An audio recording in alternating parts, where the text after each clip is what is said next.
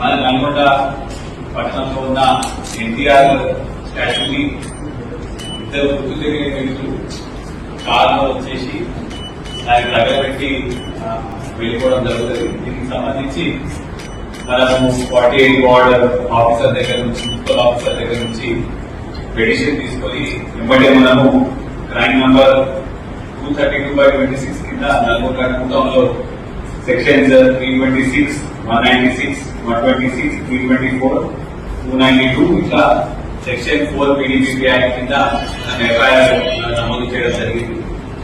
దీనికి సంబంధించి ఏఎస్పీ నల్గొండ గారి ఆధ్వర్యంలో స్పెషల్ గా నల్గొండ సిఐ గారి సీసీఎస్ నుంచి టీమ్స్ పెట్టి మనము ఈ కేసుని టేకప్ చేసి ఇన్వెస్టిగేషన్ స్టార్ట్.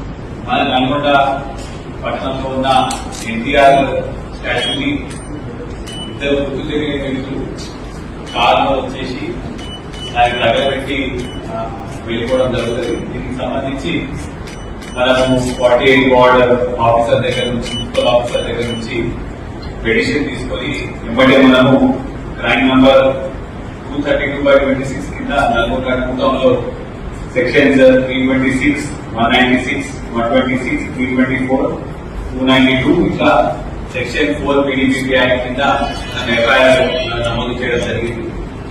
దీనికి సంబంధించి ఏఎస్పీ నల్గొండ గారి ఆధ్వర్యంలో స్పెషల్ గా నల్గొండ సిఐ గారి సీసీఎస్ నుంచి టీమ్స్ పెట్టి మనము ఈ కేసుని టేకప్ చేసి ఇన్వెస్టిగేషన్ స్టార్ట్. మన నల్గొండ పట్టణంలో ఉన్న ఎన్టీఆర్ స్టాచ్యూని ఇద్దరు గుర్తు తెలియని వ్యక్తులు కారులో వచ్చేసి దానికి తగలబెట్టి వెళ్ళిపోవడం జరుగుతుంది. దీనికి సంబంధించి మనము 48 వార్డ్ ఆఫీసర్ దగ్గర నుంచి, మున్సిపల్ ఆఫీసర్ దగ్గర నుంచి పెటిషన్ తీసుకొని వెంబడే మనము క్రైమ్ నంబర్ 232/26 కింద నల్గొండ టౌన్లో సెక్షన్స్ 326, 196, 126, 324, 292 ఇట్లా సెక్షన్ 4 PDPP యాక్ట్ కింద ఎఫ్ఐఆర్ నమోదు చేయడం జరిగింది. దీనికి సంబంధించి ఏఎస్పీ నల్గొండ గారి ఆధ్వర్యంలో స్పెషల్ గా నల్గొండ సిఐ గారి సీసీఎస్ నుంచి టీమ్స్ పెట్టి మనము ఈ కేసుని టేకప్ చేసి